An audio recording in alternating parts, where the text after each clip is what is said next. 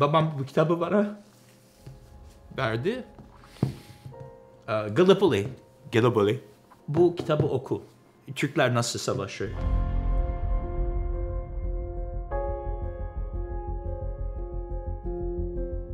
Oraya vardığımda dediler ki bu birliğin çoğu zaten Bağdat'ta ve sen de gideceksin.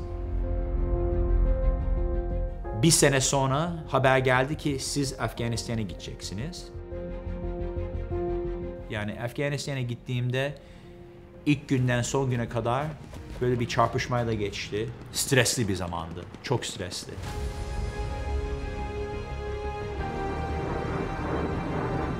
Türklerle karşılaşıyorduk çünkü onların base'i ve bizim base'imiz yan yanaydı Vardak'ta. Ve arada sırada oraya giderdim ben.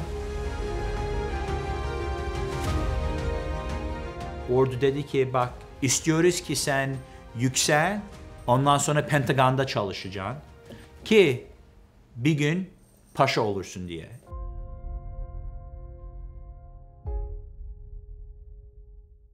Ben Almanya'da görevliyken bir sene yaverlik yaptım bir paşa için. O paşa kahve içerdi sürekli. Bir sabah diyor ki biz Polonya'dayız eğitimde. Başka birisi yok. Bir tek ben varım yanında. Erhan bir tane kahve hazırlasana. Tamam paşa. Utandım. Söylemedim ki ben kahve şimdiye kadar hiç hazırlamadım. Buna benzer bir makine. 10 dakika sonra falan kahve hazır. Paşa'ya götürüyorum. Paşa diyor ki teşekkür ederim. Böyle aldı ağzına. Ne biçim kahve bu? Paşam vallahi çekindim söylemeye ama şimdiye kadar hayatımda kahve yapmadım. İlk defa sizin için hazırladım. Kızacağına dedi ki gel, yüzbaşım gel. Gösterdi bana nasıl kahve hazırlayacağını. İsmim Erhan Bedestani. Ben Amerika'da doğdum, büyüdüm. Şimdi Arlington, Virginia'da yaşıyorum. Şimdiki mesleğim avukatım. Adalet Bakanlığı'nda. Bundan öncesi Amerikan ordusunda subaydım 21 yıl.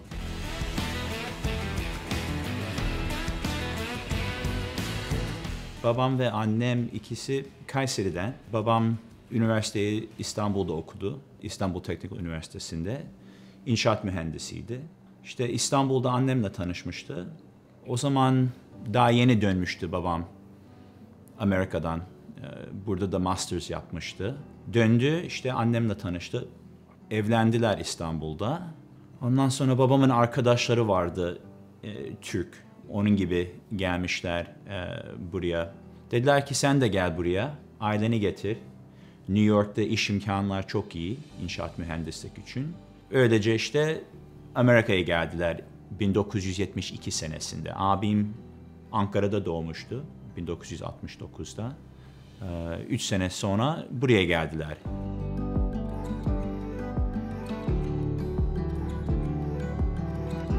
New York'a taşındılar. Babam da Manhattan'da çalışıyordu. Dünya İş Merkezi'nde. Abim benden 11 yaş büyüktü tabii. Benim hikayem New Jersey'de başlıyor. Ben doğduğumda 1980'de ev ortamı, evin içi sanki 1972 Türkiye gibi. Yani kültür, konuşmamız, evde her zaman Türkçe konuşmaya çalışıyorduk. Benim kuzenlerim gidip geliyordu bizi ziyaret etmek için. Erhan Türkiye değişti. Modernize olmaya başladık biz. Ve biz akşamları arkadaşlarla Bağdat Caddesi'nde geziyoruz, tozuyoruz. Size öyle izin yok mu? Yok be, saat 5-6 oldu mu biz de evdeyiz yani. Ders çalışıyoruz, şunu yapıyoruz, bunu yapıyoruz yani. Annem babam sıkı demeyeyim. Zamanında eğlendik, ettik ama okul süresi falan öyle dışarıya çıkmaya, arkadaşlarla uzun süre dışarıda kalmaya o tip şeylere izin yoktu.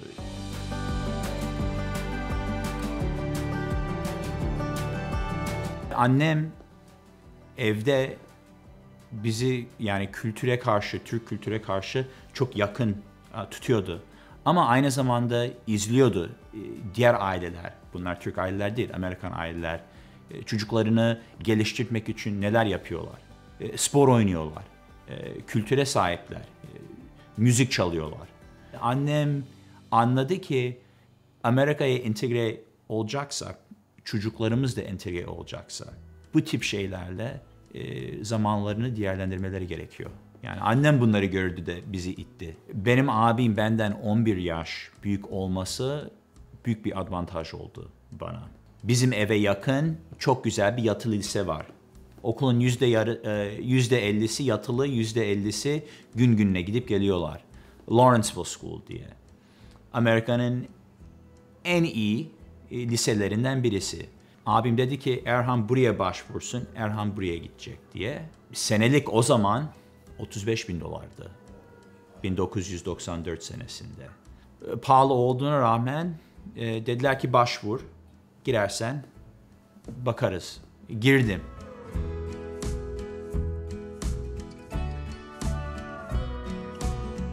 Ondan sonra başladım ve yatılı okudum.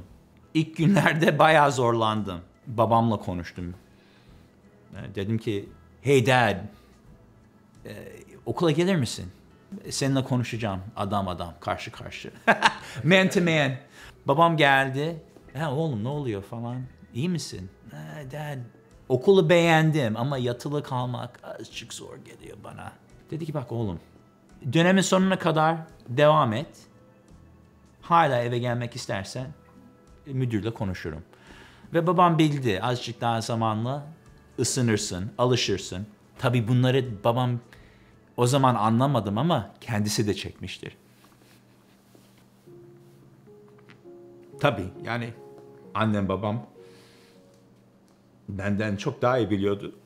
Ailenden uzak olmak ve yavaş yavaş yani psikolojik olarak düşünceni değiştireceksin, alışacaksın.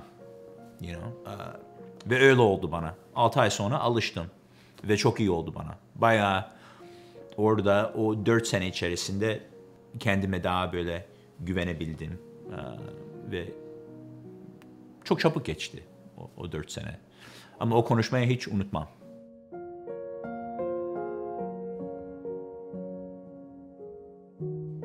Düşündüm hangi meslek olmak isterim. Tıp okuyacaksam Johns Hopkins Üniversitesi'ye girmiştim ve oraya başladım freshman olarak ilk sene.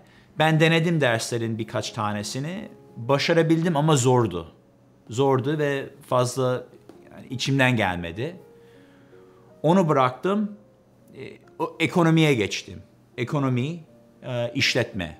Üniversite Amerika'da biliyorsunuz özel üniversiteler hele çok pahalı. Babam da 4 sene özel liseye bana yollamıştı. Biz sandık ki üniversiteye girdiğimde bir burs alırım. Bayağı bir para stresi vardı o zaman. Babam dedi ki işte azıcık yardımcı olabilirsen üniversitede iyi olur falan. Ondan sonra hatırladım ki Amerika'da bir sistem var. Orduyla bir kontrat yapıyorsun. Onlar üniversitenin parasını karşılıyorlar. 4 yıl üniversiteden sonra orduya hizmet edeceksin. Başvurdum. Dedim ki ROTC'ye üye olmak istiyorum. O zaman söyledim, anneme babama söyledim. Bak ROTC'ye başladım. Aman oğlum ne yapıyorsun falan. Yani orduya da girme demedik ki. Yani gir demedik orduya. Hiç merak etme. Çok güzel eğitim veriyorlar. Haftada bir gün sınıfı var. Araziye gidiyoruz. Böyle taktik falan eğitim.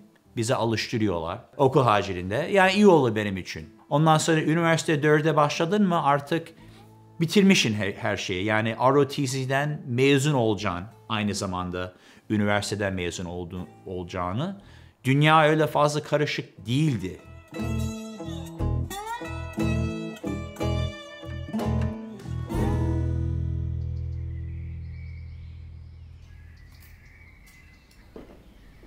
Pazar günleri veya cumartesi günleri ben gelirim buraya garaja.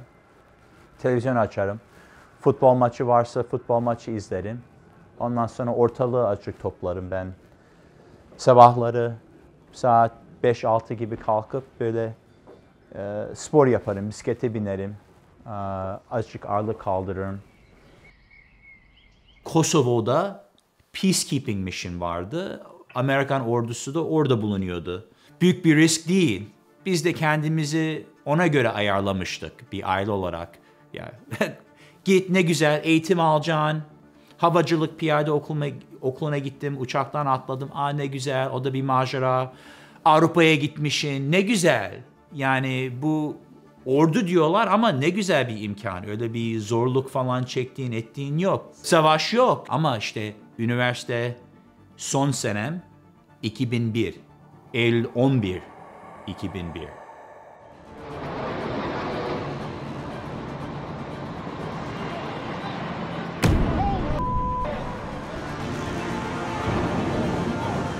Today, we've had a national tragedy. Two airplanes have crashed into the World Trade Center in an apparent terrorist attack on our country. O zaman yurt dışında Almanya'da okuyordum. O dönem. Böyle bir fırsat vardı ki birkaç tane öğrenci Almanca okuyanlar gelsin burada Almanya'da Berlin'de okusun. Ben gitmişim Berlin'de öğrenciyim. Ondan sonra Berlin'deyken işte dünya değişti. Yani harbe gideceğiz. Nerede, ne kadar onları bilemezdik. Ama şimdi öğrenciyim. Üniversite sonunda bu oldu. Tabii Amerika böyle bir krizin içinde ne yapacağız? Kim bunu yaptı bize? İşte o zaman yavaş yavaş Afganistan'a gitmeye böyle bir konuşmalar falan vardı. Afganistan'a gittiler. Ben hala öğrenciyim. Ondan sonra tam üniversite bitti. Ben yedek subay okulundayım şimdi. Irak Savaşı'nın konuşması başlıyor. O yedek subay okulunu bitirmiştim yılbaşından sonra. Ben evdeydim. Ondan sonra 2 tane subay arkadaşım da geldi beni ziyaret etmeye.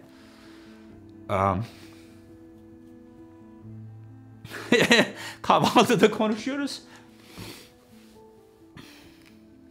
Babam çok böyle bir basit bir soru sordu. Siz nereye gidiyorsunuz? Ben o zamana kadar öğrenmişim ki ben Almanya'da görevli olacağım.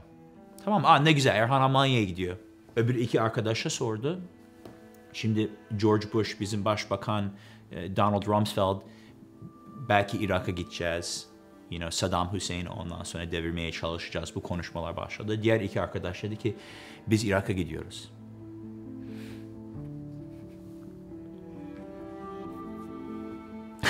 Babamın yüz şekli aniden değişti. Annem de masadan kendisini çekti, yukarıya gitti. Ben de yukarıya çıktım. Anne ne oldu falan. Ağlıyordu. Böyle olacağını biz hiç tahmin etmemiştik. Sen de gideceksin mi? Ben de bilmiyorum. Yok anne öyle. Ben Almanya'ya gidiyorum, hiç merak etme. Öyle bir olay olmaz. Ben Almanya'ya gideceğim. Ben esasında gideceğim mi gitmeyeceğim mi, ben orada yani bir korku veya bir heyecan falan yoktu. Ben esasında annem babamın ondan sonra üzüldüğünü, o benim ağrıma gitti. Yoksa biz hazırız yani, arkadaş grubu falan, biz psikolojik olarak harbe gideceğimiz büyük bir şansla biliyoruz. Yani 2 arkadaş Bağdat'ta bulunacağını biliyorlar yani o zamandan.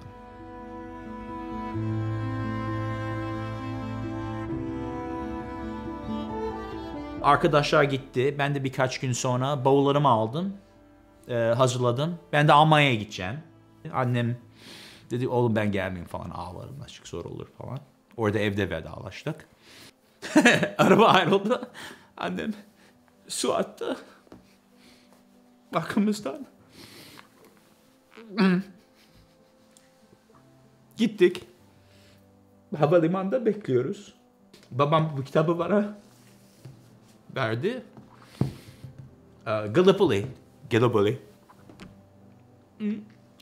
Dedi ki ne olur ne olmaz. Ya, gideceğim mi gitmeyeceğim mi belli değil. Ama bu kitabı oku. Yani Türkler nasıl savaşır? Ondan sonra nasıl liderlik yapar? Bunu oku, sana örnek olsun.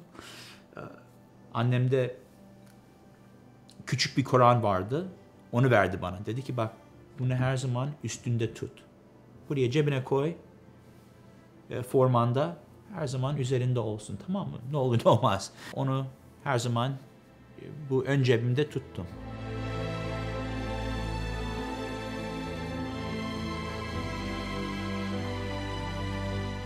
Ve Almanya'ya vardım. Almanya'ya vardım. Beni aldılar. O zaman öğrendim ki Irak'a gideceğim. Bağdat'a vardım. Benim ondan sonra grubun başlarla tanıştım. Tank bölümüydü. O grubun başı oldum. Platoon leader diyorlar. O işte 35 asker. Biz de Bağdat Havalimanı'nın güvenliğini yapıyorduk. Ama öyle bir sıcak bir nokta ben yaşamadım orada esasında. Öyle bir çarpışma falan fazla yaşamadım. Bizim grup 12 aydır oradaydı. Ben 6 ay, 7. aya girmiştim orada. Bize haber geldi ki biz tekrar Almanya'ya gideceğiz. Biz kalmayacağız. Öylece biz de ondan sonra eşyalarımızı falan topladık. Tekrar Almanya'ya.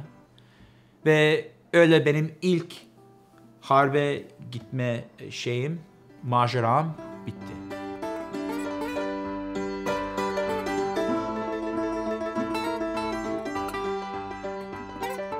Almanya'ya döndüm. Ondan sonra bize dediler ki izin almak istiyorsan izin al. Çok güzel, eve geldiğimde bir toplantı verdi annem, babam. Ondan sonra çok güzel karşıladılar beni. Bir ay falan evde bulundum New Jersey'de ve çok çabuk geçti ama. O zaman döndüğümde orduda devam edeceğim mi, etmeyeceğim mi bilmiyordum. Irak'ta bulunduğumda yan yana özel kuvvetlerin grubu vardı. Birkaç tane oradaki askerlerle konuştum. Onlar böyle bir tanıtma şeysi verdiler. Yeşil böreği böyledir falan. Almanya'ya döndüğünüzde başvurun falan. O zaman New Jersey'deyken tatilde çekiniyorum anneme babama söylemeye ki belki ben aman oğlum atlattık bu stresi. Son bir yılın kaldı orduda, o da çabuk geçer. Dedim ki bu yeşil böreğe, green beret'e başvurayım Special Forces'e. Ve seçtiler beni. Ama o zaman anneme babama söylememiştim bir şey. Sonra güzel bir tatil yaşadık. Dinlendim, uyudum. Annem güzel yemekler hazırladı. Babam boyuna bana diyor ki hey annenden su böreği istesene. Bana yapmaz ama sana yapar. Hey babamdan her sabah menü geliyor. O tatil çok tatlı geçti.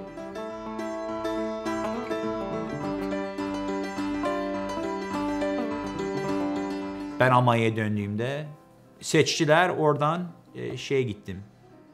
Tryout yani deneme 23 gün. Çok ağır bir eğitim. Congratulations, tebrik ediyoruz.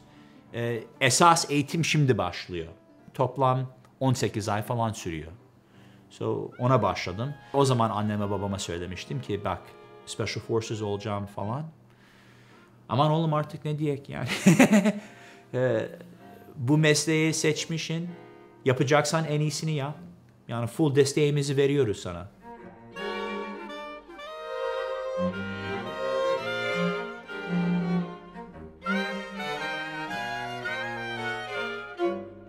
O zaman da evlenmiştim. 2006'da evlendim. O zamanki eşim, o da ordudaydı. Orduda tanışmıştık. Ondan sonra böyle çok hızlı bir evlenme oldu. So 2007 senesinde ben Almanya'ya gittiğimde, görevli olduğumda beraber yaşamaya başladık o zaman. Takım başı olarak lider oldum. Bizde Special Forces takımlar 12 kişi. Irak veya Afganistan'a gideceğimi o zaman belli değildi. O grup daha çok çalışıyordu, Kuzey Afrika'da. Ben Moritanya'ya gittim 3 defa. Bu Morocco'ya yakın. Bir sene sonra haber geldi ki siz Afganistan'a gideceksiniz. Ve artık ailem alışmıştı. Annem babam ordu kültürüne alışmışlardı.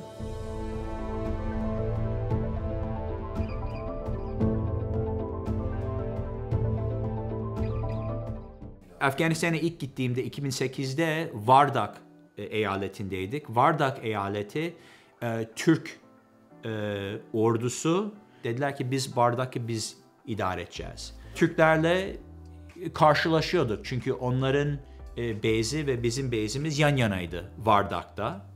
Ve arada sırada oraya giderdim ben. İlk gittiğimde böyle şaşırdılar. Ne oluyor falan burada? Sen kimsin? Güzel bizi ağırladılar ne zaman gittiysek. Onların da yemekleri bizim yemeklerden çok daha güzeldi. Bizim özel kuvvetlerin grubundan da diyorlardı ki hey Erhan, let's go to the Turkish base today. I need some good food. Yani hadi gidip de Türkleri ziyaret edek de güzel bir şeyler yiyek. Bizi her zaman güzel ağırladılar.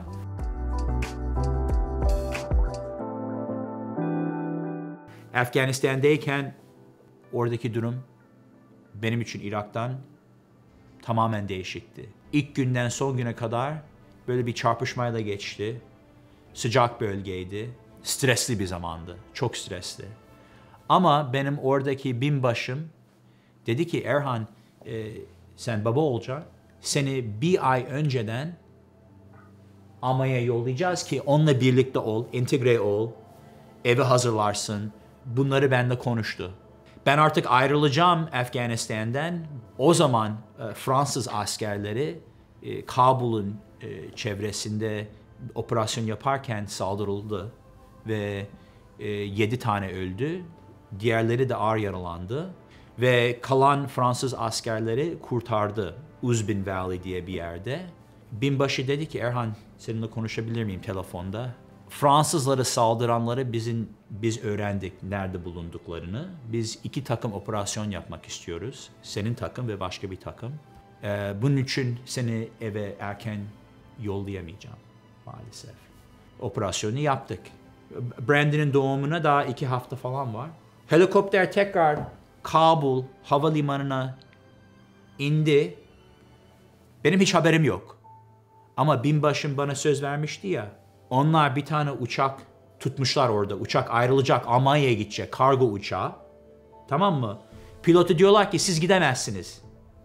Gidemezsiniz, bir tane eleman var. Onu bu uçağa bindireceğiz diye. Ben bunları bilmiyorum.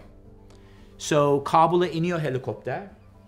Ondan sonra askerlerim, ondan sonra çavuşlarım diyor ki yüzbaşım eşyalarını bize ver. Niye, ne oluyor? Ben tekrar base'e gideceğiz biz. Yok, bu senin uçağın. Sen Almanya'ya döneceksin.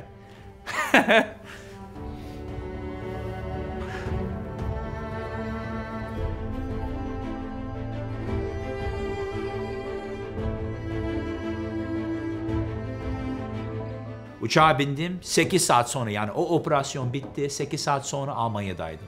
Gittik.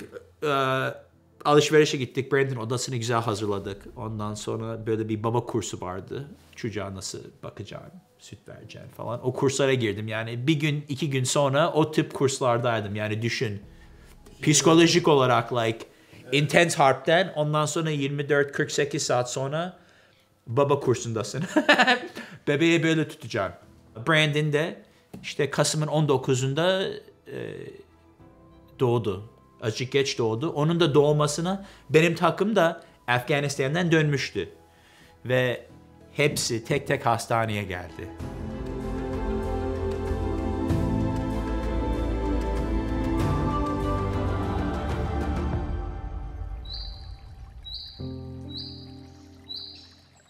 Şimdi Brandon doğdu. 3 aylıkken tekrar haber geldi ki bir daha gideceksiniz Afganistan'a. Stresliydi. Niye? Çünkü şimdi çocuğum var. Bu sefer gittiğimizde o zamanki binbaşım dedi ki bak Erhan, ilk gidişte çok başarılıydınız. Onun için en zor bölgeyi size vereceğiz. Bu da Tagab Valley. Tagab Valley gerçekten çok zor bir yerde operasyon yapmak için. Afganistan'dan 2009'da döndüm. Ben bir daha gitmedim yurt dışına ondan sonra. Buraya Washington DC'ye geldim.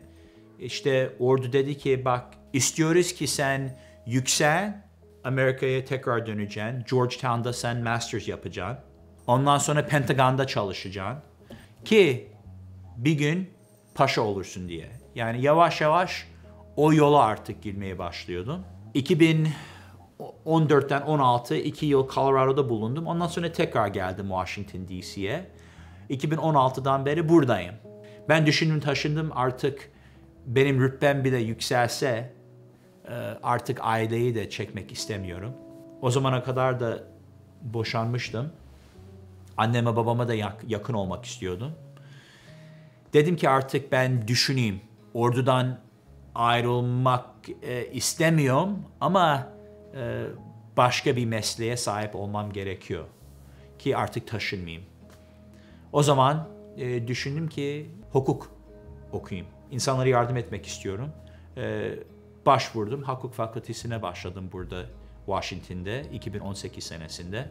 Ve o çok iyi bir şey oldu benim için. Çünkü 2023'te ordu dedi ki Erhan sen albay olarak seçildin ve seni yurt dışına yollayacağız. Brandon şimdi liseye başlayacak. Lise yıllarını ben kaçırmak istemedim. Ailem de burada. Babam o zamana kadar iyiydi ama kanser şeysi gelmişti. Haber gelmişti ki kanser, kan kanseri. Artık ben burada bulunayım falan dedim. Ve fakülteyi bitirdiğim için artık ben avukatlık yapacağım ve sivil. Öylece ayrıldım.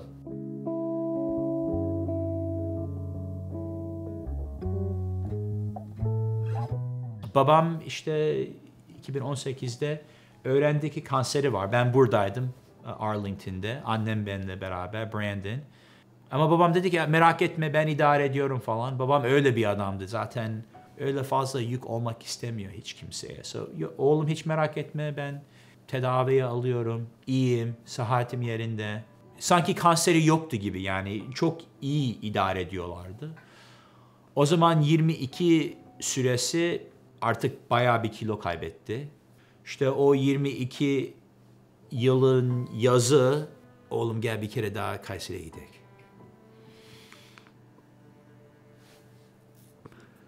O yaz uçağa atladık ama bu sefer babam bayağı zayıflamıştı ve hastaydı. Onu ilk defa babamı o halde görmüştüm.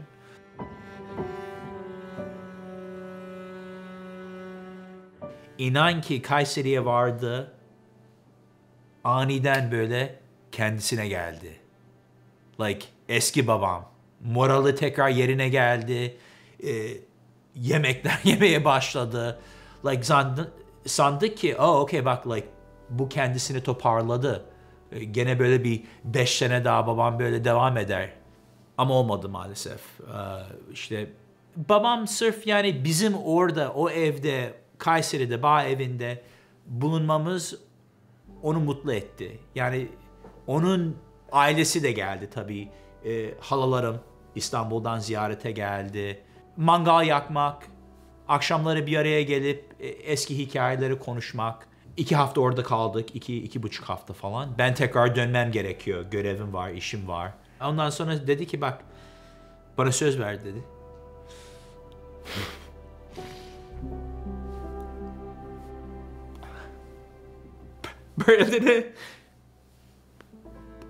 Brandon'ı her yıl buraya getireceğim dedi. Tamam mı? Tamam baba. Söz. Söz. Okay.